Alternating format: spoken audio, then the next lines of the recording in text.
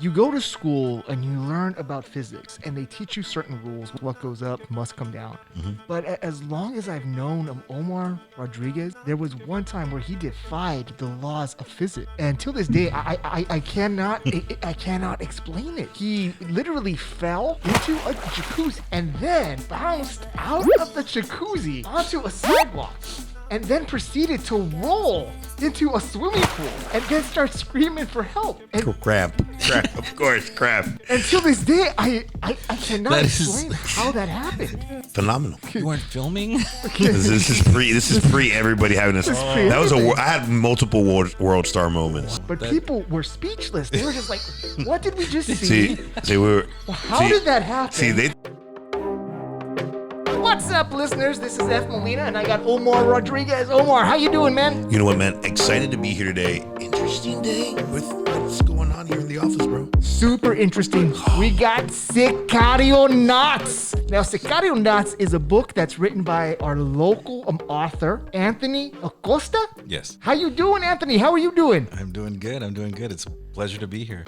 And Anthony, are you originally from Rio Grande Valley? Yeah, well, I was born in Montemorelos, Nuevo León, and but I was brought over here when I was 1 year old, and so McAllen's all I've known. And so you've written a book, right? Is this your first book? Yes. And what made you want to write a book to begin with? It was stuck in my head. I had to get the story out. I can tell you about the origins of how I got the story. But Yeah, we love origin stories, right? I love origin stories. And having read some of the book, I'm so intrigued. Really am. How did you come up with Okay, so the truth is, what happened was I was working on a Photoshop image of an astronaut, and it wasn't working out for purposes that I needed the image for. Like it was a great idea on thought, but it wasn't. So I started playing with it, and so I started adding accessories to the astronaut, just screwing around with it. And I sat back, I was looking at the picture at the monitor, and I got hit with this flash of light.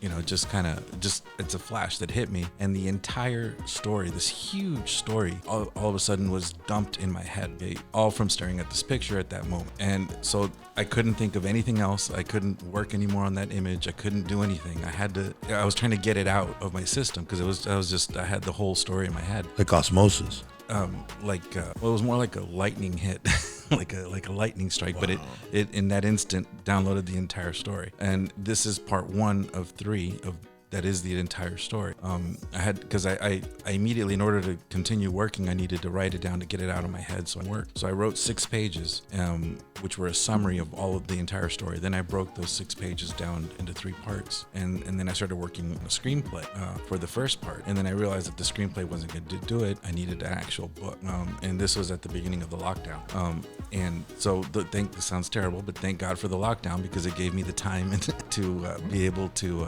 stay home and focus on writing it out. And so I wrote the whole book in about a month, and then I spent the next 11 months editing and rewriting, more rewriting. Oh my God, that was hell. First book is a very complete tale, and it does have a little bit of a cliffhanger when the second book comes out, which I am working on.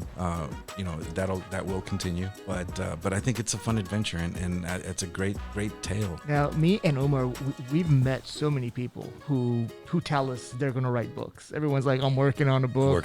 Can't wait to write my book. It's going to be great. Come out one day. He's talking about me one day. This is what he's saying. Efren's memoirs are better than mine. So many people saying they're going to write a book. You meet very few people that actually do, and you're one of them. So thank you. That's really cool. And yeah, for sure. And your thought process was like, most people think when you're writing a book, you just start writing. Like you just start writing and you don't stop and then it's done. But from what you're telling us, it seems like you had a lightning bolt moment and then you created an outline, right? The entire story, it simply consumed me mentally. And if I didn't put it out, it was going to stay in my head and really eat away. I needed to get it out. And so, yes, I'm the tool that took the assignment, but I don't know if it's my story, because it just came to you. It just came to me, right?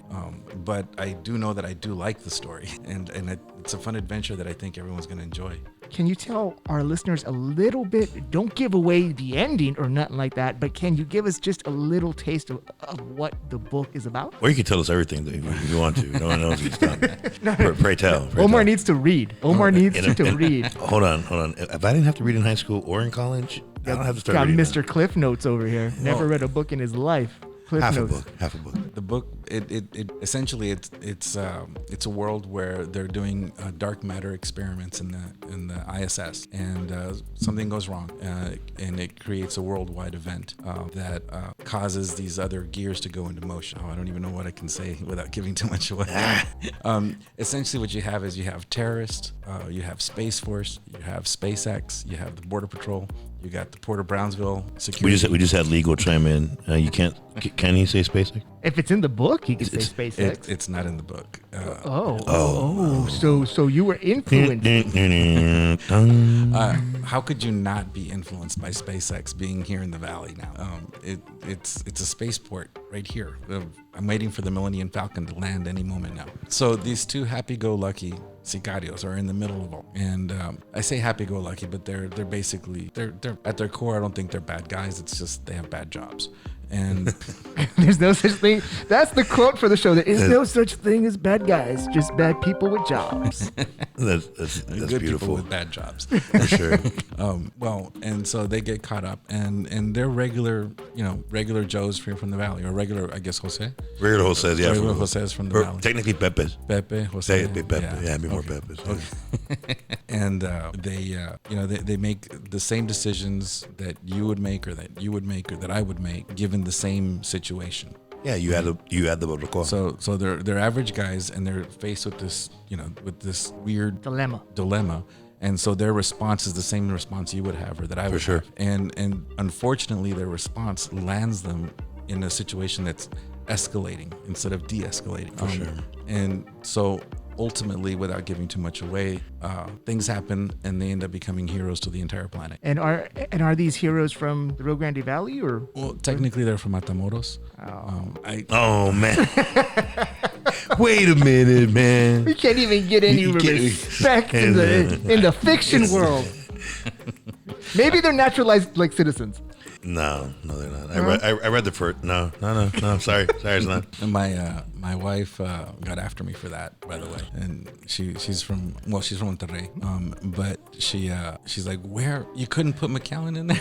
You couldn't. How about my friends? You couldn't put my, And I'm like, well, I could have added more females to the thing, but the moment I start describing them, I'm gonna get in trouble no matter what. I can't describe them as attractive or unattractive, because either way will be taken the wrong way. So I was like, I'm sorry. In the sequel. We'll get you guys in. We'll get everybody in on the sequel. That's pretty cool. Anthony may be the most brilliant man I've ever met, because he's writing this book, thinking and checking and making sure that there's nothing that's going to get him in trouble with the wife as he's like writing. Oh yeah, for sure. Like, she was very attractive. It describes her. None of that. And then her name was Elizabeth. He would never be able to speak to an Elizabeth ever again. Yeah. This man this her? Was this her? Yeah, of course. This man doesn't have hopes and dreams. He has success and a path to get there. That's what I'm saying. Yeah, for sure. So, is your book self-published, or who's publishing it? It is in a way self-published. I own the publishing company, but it's a separate entity from the book. But it's Kennedy Media, and it's available on ebook as well as print, and then we're working on an audiobook, and we're also working on, can I say it, the plans that we discussed about the OnlyFans? No. Oh, okay. Oh, not. I'm so sorry. I was like, I didn't really want to get into that today, Anthony. Pass me the laptop. There's an OnlyFans. And this might be a self-criticism, but I didn't take it into consideration when I made the book. I didn't censor bad words. I didn't take into account any kind of violence that happens in the book.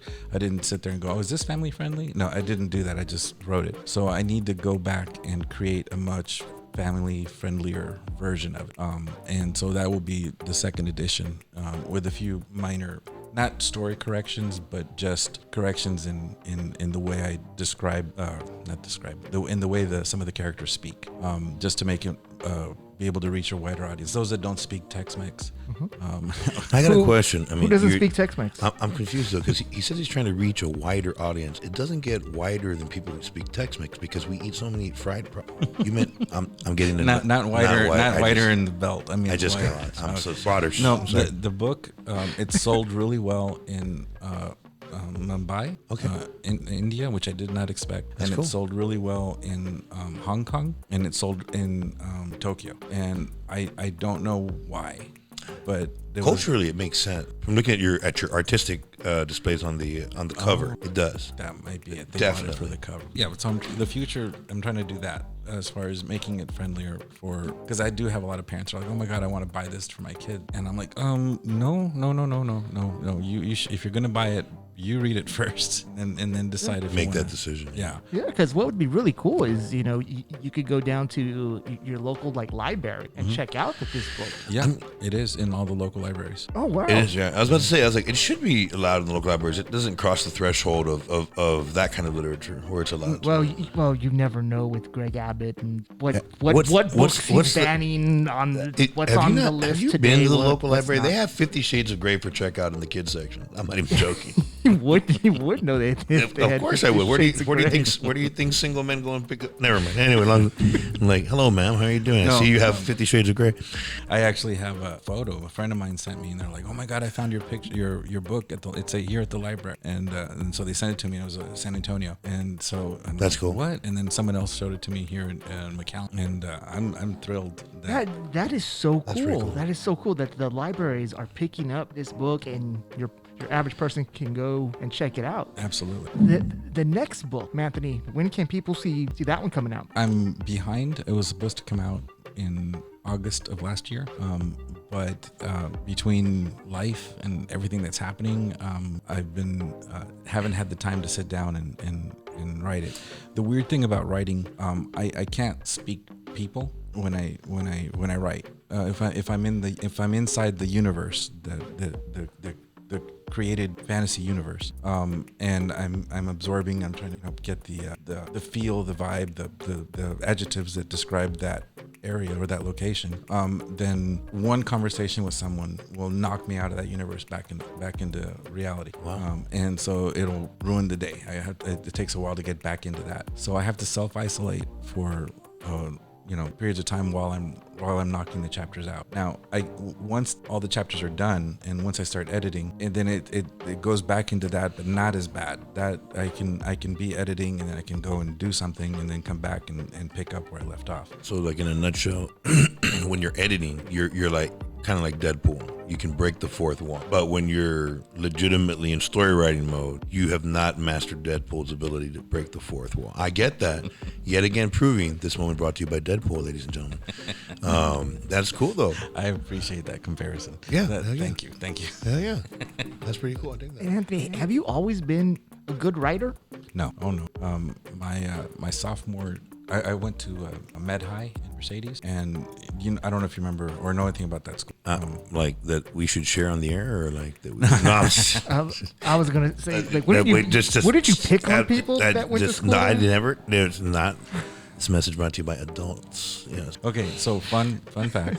When I went to school there, it was the second year the place, or third year it was in existence, and they didn't have their own buses, so they would borrow the buses from the South Texas school system. That's cool. Okay, so all the buses said South Texas ISD. Okay, which if you grew up down here in the '80s, you knew that that's where all the criminals went. That was the Board of Prisons. right. That's yeah. It was a prison. I didn't have the bus. heart to say it when you said it, but yeah, that's what it is. No, that is what it is. The more you know. So they would pick me up at Mac High. Yeah. At 7:15 in the morning, the bus would come up, and there was like 6 of us that were there. Now, Med High is a very difficult school to get into. You have to be very good grades and all that. So basically, the people that went there were all nerds. Okay, they're really not much of an athletic team. It was a bunch of nerds. But the people regular students that went to Mac High would see us waiting for our bus, and For they're your like, convict bus. the convict bus. Sorry, that's yeah. what- No, you're right. Yeah, You're that's right. what cracking up. So they would see us get into this convict bus and leave every morning. Yeah. And so they would do The cast of wide- the longest yard, getting on the bus in the morning. They would walk wide, far away to Oh, stay away from. They're like, that little man choked 12 teachers. But you look at us and we look like we look like we're about to play D&D. yeah. It was not. Oh, that's funny. And so at that school, they teach you a lot. Like I don't know how to say it. The standards are real. Like they actually go through the entire textbook. So, like, you know, when you'd go to school, they would only say, okay, we're gonna this year or this semester we're gonna cover from chapters 1 through 20, and then the other 40 chapters you don't use them. Our teachers used to day drink, so it's a long story. Well, that's slightly a whole other different. story. Yeah, public schooling. Schooling, yeah. So long story short, nothing wrong with day drinking, by the way, for all of you who take advantage of a little drink here and there. Well, long story short, really, the teachers had super high standard. Mrs. White, my English teacher, would give me grades that I'd never heard of. She gave me a 34 on a piece of paper, on one paper that I turned in.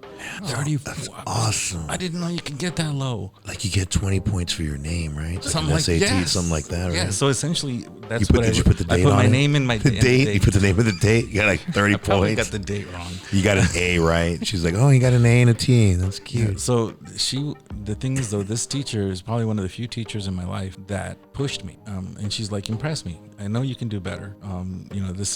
This is substandard work that you're turning in. And so she's the one that forced me to level up on my writing skills. And I'm not an expert writer. I don't know what you would do. Theologian? No. Wordsmith? Wordsmith. I've heard that term before. That's good. That's a I real like one. that word. Yeah, You I'm silver tongue W. No, I'm saying. Recent statement right there. Wearing the wordsmith. Yeah, What's that? I'm not a The coat? wordsmith. Are you sure you're not a wordsmith? No, not You a look like a wordsmith. I don't want to prejudice anyone, but you look like a wordsmith. But I do my best to deliver a good story. And thanks to her, I think I can do a pretty decent job. Oh, really cool. That's pretty cool. So shout out to Mrs. White. Heck yeah, you gotta admire those. Like, think about it. Like Biggie Smalls starts off one of his songs is like, I like dedicate this song to all the teachers that never amount to anything. Like, there's teachers. Well, who that was her. She never gave me a compliment ever. Yeah. But she did start giving me better grades. I think I finally got like a 64. You got a 52 in there. Super cool project. You're looking to take it in a really awesome direction. You're talking about even like your social media campaign. Obviously, you're getting local people involved. Yes. That is super cool. What else is rolling with the project as a whole? Where do you see in the future for that? I've got, I don't even know if I can talk about all that, but I've got film crew. That's cool. I'm working on sets and locations. Cool. And so that's a whole other thing that I don't know if I'm allowed to talk about yet. Is that part of the OnlyFans thing, or is this becoming like what we think it's gonna become? I'm hoping it becomes what you're thinking, not the OnlyFans, the other one. But we'll see. A lot of that is still up in the air. I've got my fingers crossed, and we're making a lot of phone calls and talking to a lot of people. And, there seems to be a lot of interest. In fact, part of the second edition is to make it friendlier for that as well. Super cool. I would love to see something like this on like Netflix or Amazon, just to point to something and say, that's from the Valley. I would like to check it out on the theater. Like I would dig that. Like, no, why? Okay, Boomer. Why are you dating yourself? No one goes to the theaters anymore. Everyone's watching stuff on Netflix. That's because you. Hold on, whoa. That's Whoa. because you, sir, you do not enjoy the cinematic experience the way. How dare you? Well, you know they serve burgers now and beer and stuff. Yeah, but it has that one thing that I do not like, and I think most people don't like about like movie theaters and the whole theater experience. A fat person that's asleep. Other people. You get it. Yeah, just other people. Everything would be fine if there were just not other people there. So if I may, I got recently the Oculus. I don't know if you're the VR headsets. Super cool VR. Really cool, And there's an app in there where it lets you to watch movies, and the virtual environment you're in, you can pick it. And I always pick the Grand Theater, and it's like this wonderful modern cinema, and I'm the only person in there. That's pretty cool. And I'm sitting there, I can look at see the whole screen, and then you can, with the little controller, you can change your seat. So if I want to see what it looks like from from the front corner, or from the center, or from the very top, I can move around inside the theater. So it's the dream come true. Yeah, you got the whole cinema to yourself. I mean, see, you say that, but like, there's something beautiful about seeing somebody reach into their purse and pull out a bucket of chicken, and like, like the whole film. There's something cool about that. You're like, you know what, man? They're 12 pack in, For those of you who have not had the experience of enjoying a movie with Omar Rodriguez, it always starts out like this. Stop by the Stripes real quick. Okay, look, man. Look, I'm gonna tell everybody here right now. Straight up. I don't mind the popcorn at the price. I don't mind the drinks at the price. But $7 M&Ms. Wow. That's all I'm gonna say. Really? That's all I'm gonna say. But it goes to support local gallon- artists. It does No, not no, go. it does oh, not. The Oh. I think you're talking about the M&Ms. I don't think I'd get any of that concession. That'd be cool though. Oh, that's so funny. Not until I'm done with them, Anthony. You'll be getting a percentage of the Yeah, concessions concessions. and parking too. We're gonna cut you into the parking as well. That's an incredible hustle right there. You can get the parking restriction. Like, oh, you bought tickets for the movie, but you didn't buy tickets to like park your car. Like, that's, Well, Anthony, thank you so Absolutely. much for joining us. I'm looking forward to reading your book, hopefully watching Sicarionauts in a movie theater on Amazon. That'd be super cool. And you got the audiobook like coming out. Yes, the book will be out soon. Is your book on Amazon? Can people It order is on Amazon. The easiest way to get it is if you go to the website Sicarionauts.com and spelled like it sounds, and in there's links to Barnes and Noble, to Amazon, to I think even Etsy, and a bunch of other booksellers, and so you can get it in whatever format you like. And again, the audiobook will probably be out in about 6 weeks, maybe less. That's the plan. And yeah, and the second edition will be family friendly, and that'll be out also in a few weeks. That's it. Across the coast, in the world, and the center of the earth, and all those other weird things people say when they leave the show. Mr. Anthony Acosta, thank you so much for being here with us today. Thank you. It was my pleasure. Hey, Sicarionauts, ladies and gentlemen. Make sure and check that out. Enjoy yourselves and support local, ladies and gentlemen. The Ef'n Sunny Show. We got to go. Thank you, guys. Have a great day. Have a good day.